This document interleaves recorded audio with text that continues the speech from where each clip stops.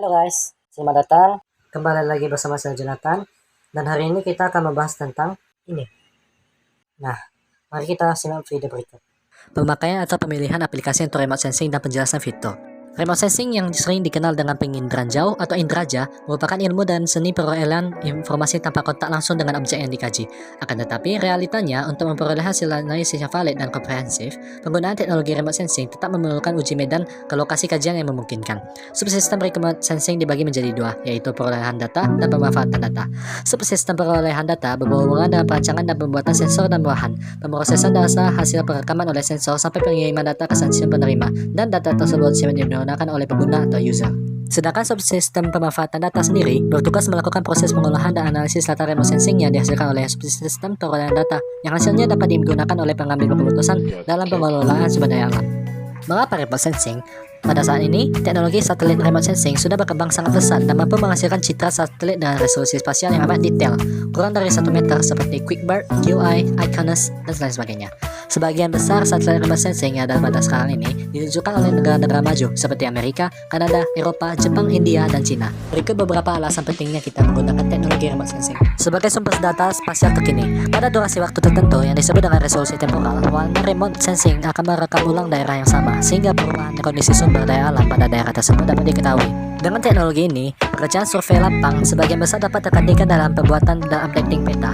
Lembaga seperti Badan Informasi Geospasial atau BIG selalu memanfaatkan teknologi remote sensing ini dikarenakan dapat menghemat waktu dan biaya.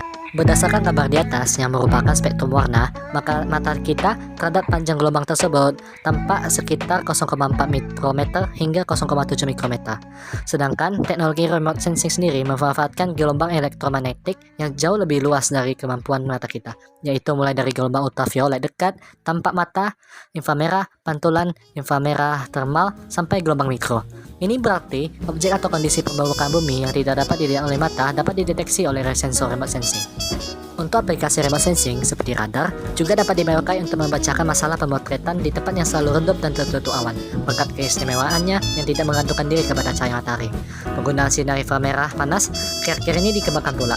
Sinar inframerah ini dapat menghasilkan gambar yang memperlihatkan perbedaan suhu sehingga sangat berguna dalam eksplorasi panas bumi atau pengukuran suhu air yang ada hubungannya dengan pencemaran. Beserta dengan sinar ungu ultra atau ultraviolet, sekarang ini sedang diselidiki. Mengingat sinar dapat memperlihatkan berbagai uap atau gas di udara. Sebagai contoh, adanya anomali jumlah uap air raksa di udara yang diketahui dapat memberikan petunjuk akan adanya endapan logam ataupun adanya patahan.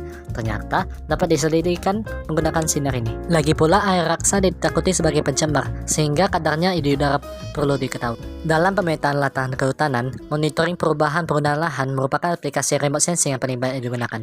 Dengan menggunakan data time series ini, kita dengan mudah dapat melakukan analisis dan pemantauan perubahan penggunaan lahan. Di bagian tanah dan iklim, tanah merupakan salah satu faktor yang mempengaruhi pertumbuhan dan perkembangan hutan. Implikasi adaptasi secara genetik akan membentuk populasi dengan spesifik spesies yang mampu merespon lingkungan.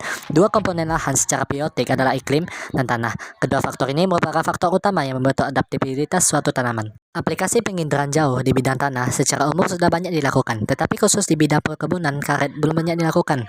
Sudah banyak penelitian yang mengupas tentang nilai pantulan karakteristik tanah seperti tekstur, bahan organik kandungan, besi oksida, dan kandungan hara tanah. Beliau, Boettinger, menyebutkan bahwa kombinasi data citra Landsat yang digabungkan dengan data kondisi muka lahan dapat dimanfaatkan untuk memetakan tanah secara cepat, terutama di daerah arid dan semi-arid.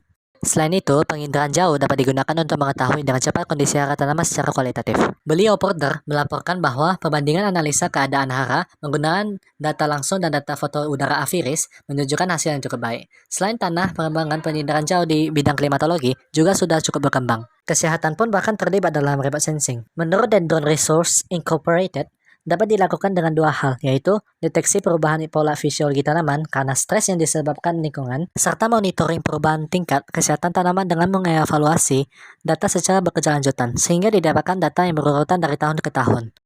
Pembuatan sistem informasi kehutanan yang mengintegrasikan data penginderaan jauh, data survei lapangan secara temporal dengan sistem informasi geografis merupakan suatu cara untuk mengelola lahan perhutanan secara utuh.